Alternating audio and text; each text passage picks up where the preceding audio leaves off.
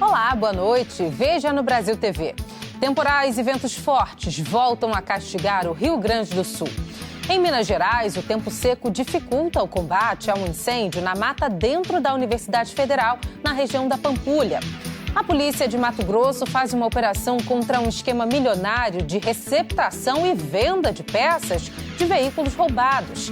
E ainda, você já ouviu falar em reduflação? Quando o tamanho ou a quantidade de um produto diminui, mas o preço permanece o mesmo. Isso é permitido por lei, mas tem regras a cumprir. Terça-feira, dia 26 de setembro. Agora no Brasil TV.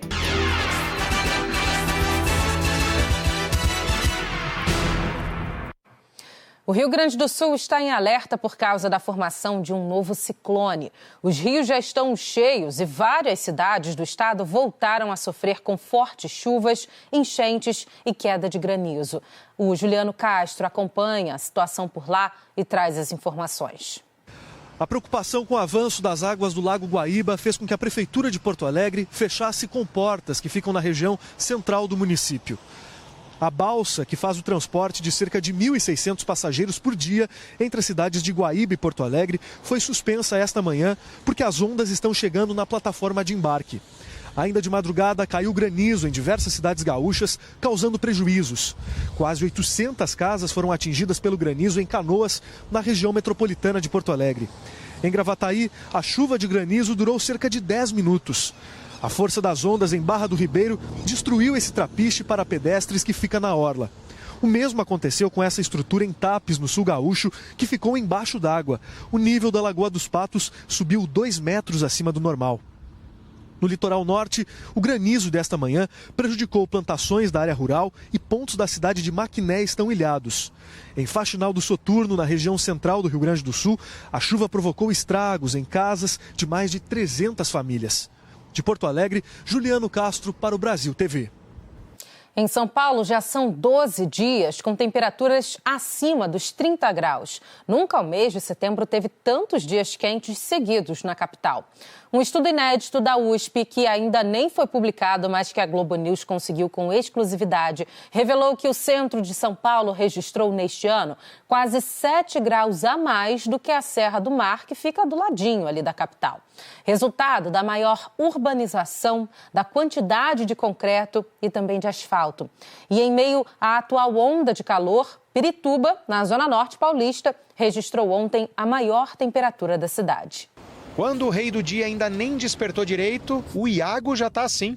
Exercício para ele nessa época só nos horários mais frescos. É bom ir de manhã, que o sol de tarde tá absurdo. Às 7 horas, mais ou menos, tranquilo. Mais fresquinho. Mais fresco, mais garantido. Em Pirituba, na Zona Norte, essa praça, a Vista Verde, é tipo um oásis no meio do calorão que costuma fazer nessa região da capital. Mas tem dias que nem as árvores são capazes de barrar as altas temperaturas. Ontem, por volta de meio-dia e meio, não tinha uma pessoa aqui, só tinha eu aqui, ó. Porque o sol estava muito quente e não tinha condições. Você fica em casa suando, eu tô de home office, acho que nem o ventilador segura, né? Vem aquele ar quente junto do ventilador. Tava quente mesmo por aqui. Ontem, Pirituba foi o bairro com as maiores temperaturas da capital. Fez 36,7 graus. A Zona Norte dominou esse ranking de calor à tarde, ainda com Perus, Freguesia do Ó, Jaçanã e Tremembé. Só na 5ª posição é que apareceu um bairro da Zona Leste, São Miguel Paulista. O meteorologista Fábio Luengo explica que a Zona Norte é mesmo a região mais quente da cidade por causa do relevo e das construções. Na Zona Norte, por ser uma região um pouco mais urbanizada e longe da Serra do Mar, não chega tanta umidade. E a umidade que controla a nebulosidade de um determinado local. Se tem menos nebulosidade, por exemplo, na Zona Norte, a temperatura acaba subindo mais, porque os raios solares acabam ficando mais intensos. Somado a isso, tem o fato da capital ser uma ilha de calor. Esse é o nome dado a um fenômeno climático que ocorre principalmente nas cidades mais urbanizadas, que têm, consequentemente, mais concreto e asfalto. Nesses locais, as temperaturas médias costumam estar sempre acima das regiões ao redor. Um estudo inédito da USP, que monitorou as temperaturas na Sé e na Serra do Mar entre os municípios de Cubatão e São Bernardo, revelou que neste mês a diferença entre essas regiões pode chegar a 7 graus. bem acima da média do ano, de 4,7 graus, calculada com base nos registros dos outros meses. O Duque já está pronto para enfrentar esse calorão. Ganhou um novo corte de pelo e só passeia com a tutora Juliana quando o sol ainda está tímido. E a gente passeia só no período da manhã e bem no finalzinho da tarde. A tos é porque o calor não deu uma trégua. E aí, para finalidade, eu falei, bom, se caso muda o tempo, a gente usa a roupinha, né? E esse tempo seco atinge toda a região sudeste. Por causa disso, bombeiros de Minas Gerais estão com dificuldades para controlar o fogo numa mata da Universidade Federal do Estado. A Raquel Freitas tem as informações do Globocop. Oi, Marcele. A gente sobrevoou a região da Pampulha, aqui em Belo Horizonte, onde um incêndio atinge uma área conhecida como Mata da UFMG. Esse incêndio ele começou ontem, no início da tarde. E aqui bem próximo fica o BHTEC, que é o Parque Tecnológico de Belo Horizonte. O local abriga mais de 30 empresas e 2 centros tecnológicos. Um deles é o CT Vacinas, que desenvolve a vacina Spintec, vacina contra a Covid-19, com tecnologia 100% brasileira. Ontem, no início da tarde, por causa da fumaça muito densa aqui no local, o prédio precisou ser esvaziado. Bombeiros, também brigadistas, fazem o combate às chamas. Brigadistas passaram, inclusive, a madrugada aqui no local. Hoje, o prédio já foi liberado para uso. Mas agora há pouco, no início da tarde, as chamas se intensificaram aqui no local. A fumaça também ficou mais densa e pode ser vista de vários pontos de Belo Horizonte. 6 bombeiros e a equipe da brigada continuam aqui no local fazendo esse combate às chamas. Agora há pouco, um drone do Corpo de Bombeiros sobrevoou aqui o local para ter uma dimensão da área atingida e também dos novos focos de incêndio que começaram no início da tarde aqui na região da Pampulha, na mata da UFMG, em Belo Horizonte. Raquel Freitas, do Brasil TV. A gente fala agora do acidente que envolveu 18 veículos e matou 4 pessoas numa rodovia em Goiás. Hoje a perícia foi feita na carreta que provocou a batida e nos carros envolvidos. O Márcio Freire atualiza pra gente. Olá, boa noite para você e no estúdio e para quem nos acompanha. O engavetamento foi no fim da manhã de ontem na BR-414, entre as cidades de Abadiânia e Anápolis, na região central de Goiás. Uma carreta desgovernada atingiu 14 carros e 3 caminhões. Os destroços dos carros envolvidos no engavetamento foram levados para um depósito aqui em Anápolis. Já a carreta que provocou o acidente passou por perícia. As polícias Civil e Rodoviária Federal querem saber se houve mesmo falha mecânica nos freios do veículo de 28 metros de comprimento e 58 toneladas. A Polícia Civil informou que o tacógrafo do veículo indicou que estava a 120 km por hora, ou seja, acima da velocidade permitida da via, que é 80 km por hora. No momento da batida, o trânsito estava no sistema pare-siga por conta de uma manutenção na rodovia. A Ecovias do Araguaia, concessionária que administra a rodovia, disse que havia sinalização no local. Ainda durante a noite de ontem, parentes estiveram no Instituto Médico Legal para retirar os corpos de Maria Flor Martins de Oliveira, de 6 anos de idade, e do casal Valdenir Tibúcio de Miranda, de 52 anos, e de Lucivânia Marcelino Carvalho, de 48. Também morreu no acidente Hermes Avelino Fraga Farias, de 65 anos. Um bebê de 5 meses e um menino de 3 anos de idade saíram do hospital e já estão em casa. Os dois estavam num dos carros atingidos pela carreta. Os avós maternos morreram no acidente. Entre as pessoas que continuam internadas, o caso mais grave é de uma idosa de 74 anos que teve uma contusão pulmonar e está na UTI. Márcio Freire para o Brasil TV. Em Mato Grosso, a Polícia Civil fez uma operação contra o desmanche de peças de veículos roubados e furtados. Os agentes foram para as ruas para cumprir quase 200 mandados, entre eles de prisão temporária de 19 suspeitos de envolvimento no esquema.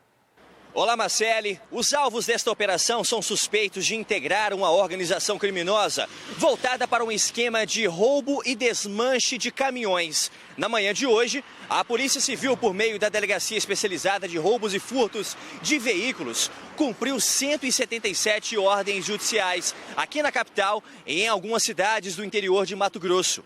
As investigações apontaram que a quadrilha era dividida em 2 grupos. O primeiro dos empresários que gerenciavam o roubo e o desmanche dos veículos e depois a destinação desses materiais roubados. E o grupo que cometia os roubos nas estradas e, em seguida, ocultavam os veículos após o desmanche. Essas peças eram levadas para pelo menos 12 empresas que eram usadas de fachada para o comércio ilegal da mercadoria roubada. A justiça determinou o bloqueio de 46 milhões de reais entre imóveis, veículos de luxo e outros bens dos investigados. Segundo a polícia, o esquema acontecia há anos e todos os investigados possuem passagem por crimes patrimoniais de veículos. Com o resultado desta operação, a Polícia Civil pretende chegar ao restante dos investigados. Marcele. Nós entramos em contato com as 2 empresas mostradas na reportagem, mas até agora não tivemos retorno. Agora, nessa história, uma denúncia envolvendo o estacionamento público da cidade de Niterói, no estado do Rio, entrou na mira do Ministério Público. O dinheiro pago pelo motorista não ia para a conta da prefeitura, mas sim para uma conta física, de uma pessoa física. O aviso da cabine do estacionamento diz uma coisa: não aceitamos cartões e Pix. Mas quem trabalha dentro da cabine diz outra coisa. Pagamento em dinheiro ou Pix? Paga um cartão, dinheiro ou Pix? Esse vídeo foi gravado no início do mês, quando o local ainda era administrado por um órgão público, a Superintendência de Terminais e Estacionamentos de Niterói. Só que a chave Pix do estacionamento público, que fica nos fundos do terminal João Goulart, não era de uma conta de titularidade pública, e sim de uma pessoa física. Repare só o número e o nome dela, Alex Rocha Brito. Para verificar se essa chave Pix, que aparecia bem ali naquela cabine, realmente está vinculada à conta no nome dessa pessoa, nós também tentamos daqui. Alex Rocha Brito é o nome que aparece. Alex Rocha Brito é mais conhecido pelo apelido, que virou nome de urna, Alex da Agência. Foi eleito vereador de São Gonçalo 2 vezes. Era na conta de Alex da Agência que caíam os pagamentos de um estacionamento público, administrado pela Superintendência de Terminais e Estacionamentos de Niterói, a SUTEM. O chefe da SUTEM era nada mais, nada menos do que um aliado e ex-sócio de Alex da Agência, o secretário de Jorge Patrício, outro político de São Gonçalo. Juntos, eles fundaram a empresa DIA 2019 Comércios e Serviços Alimentos Limitada. Em 2019, De Jorge deixou o negócio e o amigo passou a ser o único administrador da empresa, que mudou de nome para a Contact Sport Escola de Futebol e Lazer Limitada. O Ministério Público abriu um inquérito para investigar o caso do estacionamento e quer identificar todos os responsáveis pelo desperdício de dinheiro público. E mais, os investigadores calculam quanto foi desviado para o bolso dos suspeitos, para devolver essa verba aos cofres do município.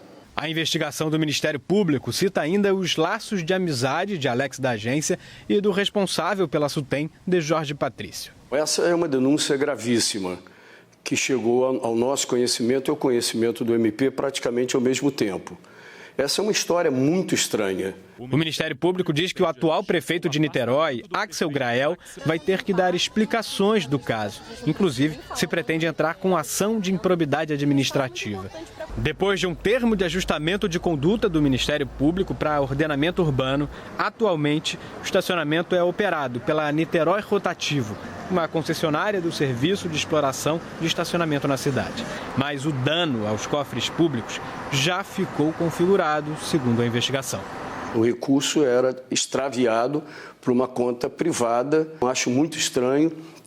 Nós vamos, na medida do possível, nas limitações de uma Câmara Municipal, nós vamos continuar acompanhando as investigações levadas a cabo pelo MP.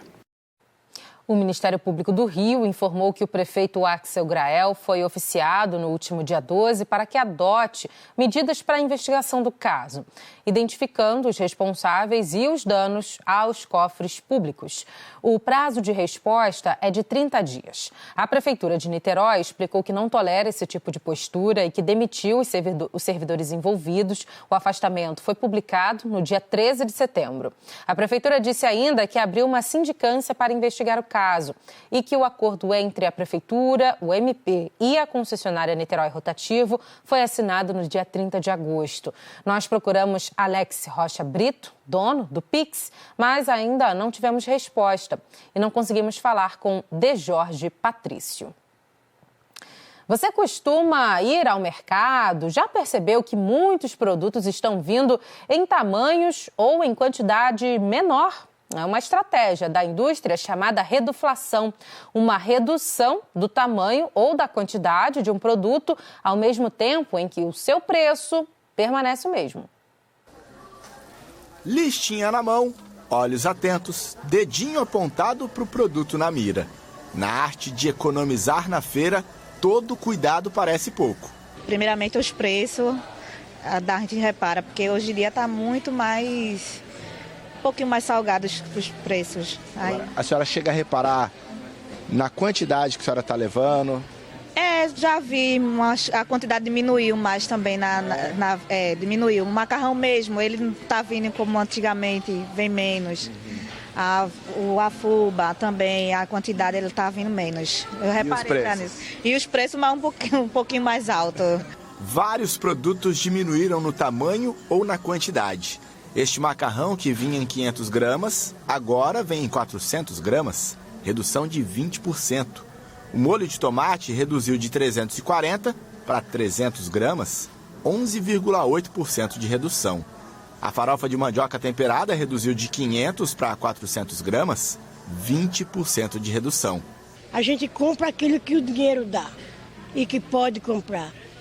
Porque se você for comprar à vista, você tem que ver a lista.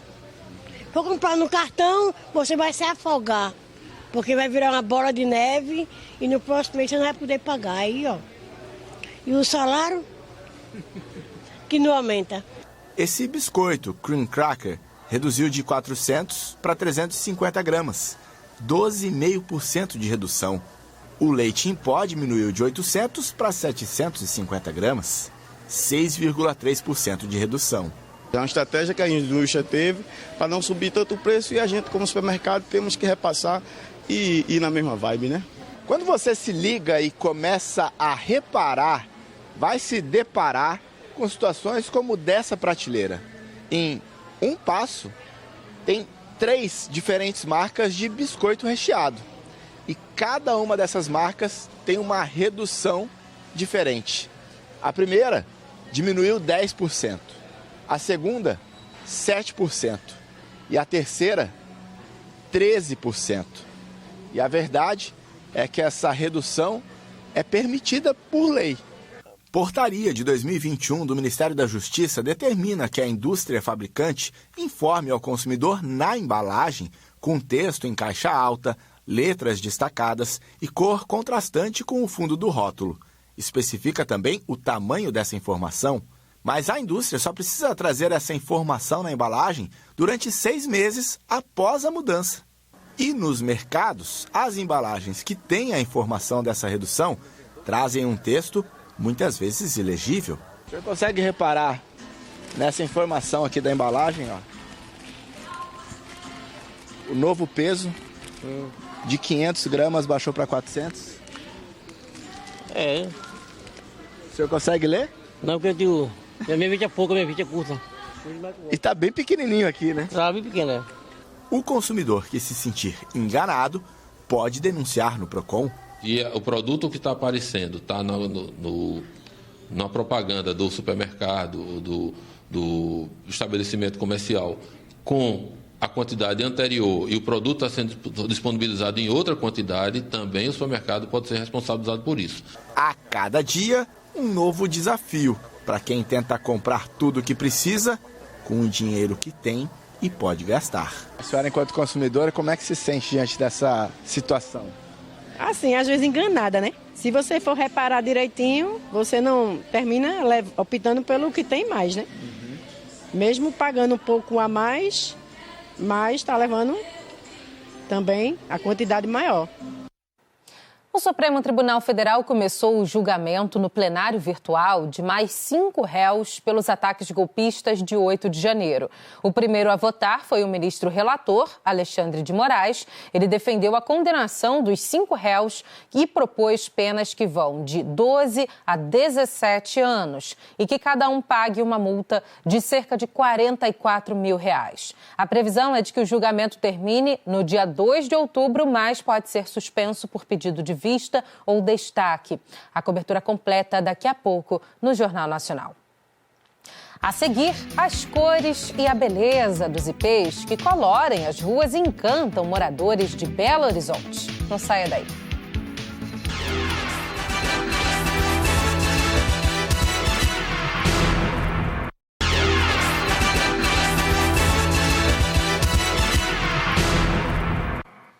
Brasil TV de volta falando do Dia dos Santos Gêmeos, Cosme e Damião, comemorado hoje pela Igreja Católica. Em Salvador, a festa teve alvorada de fogos. Mas amanhã, que é o dia da tradicional distribuição de doces, e na Bahia, do caruru para os irmãos gêmeos, nas religiões de matrizes africanas. O estado tem uma forte tradição nessa celebração e na oferta de caruru por parte dos adeptos do candomblé. Hoje foi dia de preparativos. Olá, 27 de setembro é dia de São Cosme e São Damião.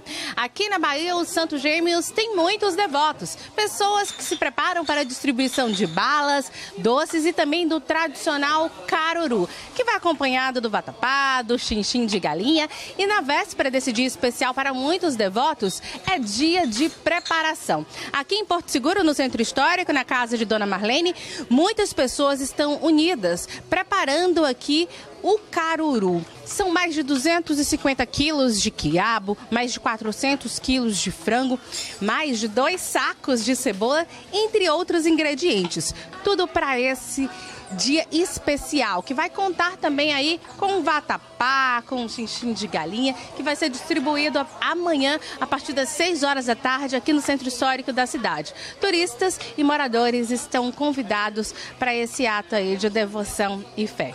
De Porto Seguro, Thaisa Moura, para o Brasil TV.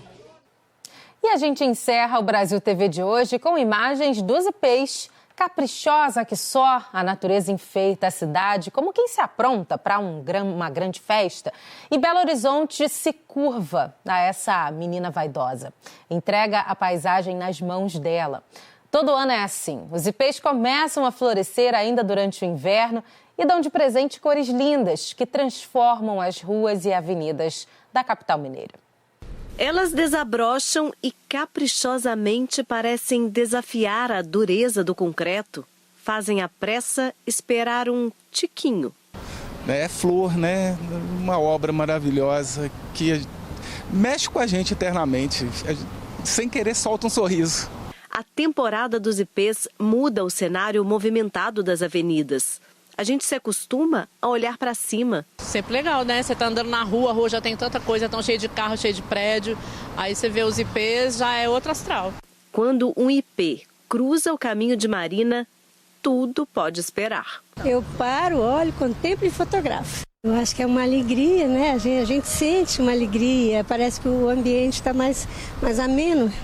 São flores, as flores dizem muito. A floração dos ipês vai de junho a outubro. São os meses em que a cidade mais se colore. Cada época, uma cor. Em pouco tempo, o rosa vai dar lugar ao amarelo. São as flores que anunciam a primavera já chegou. Em Belo Horizonte, o roxo é o primeiro a florescer, entre junho e agosto. Depois vem o rosa, mais ou menos até setembro. Em seguida, o amarelo entra em cena. O branco, mais raro, costuma aparecer entre agosto e outubro. Esta bióloga explica que cada cor indica uma espécie diferente de ipê. O ipê rosa ele foi o que se adaptou melhor à arborização urbana, né? O roxo e o rosa, porque eles começam a florescer no início do inverno. Então, como eles se adaptaram melhor aos estresses, que eram falta de água, temperaturas menores e a baixa umidade relativa do ar, então eles se adaptaram melhor ao ambiente urbano e a gente consegue ver uma floração, inclusive, mais permanente deles. mesmo agora com as mudanças climáticas, eles conseguem se adaptar tão bem quanto. E aí em setembro veio o IP amarelo, que traz para a gente o aviso do início da primavera, e para finalizar entre setembro e outubro, o IP branco. E tem que aproveitar, porque a beleza é efêmera. As flores caem muito rápido. Algumas cores mais do que as outras. O branco, por exemplo, pode cair com 3 dias, no máximo 7. O rosa dura um pouco mais, 10 dias. O Brasil TV fica por aqui. Outras notícias logo mais no Jornal Nacional, às 8h30 da noite, hora de Brasília. Uma ótima noite para você. Até amanhã.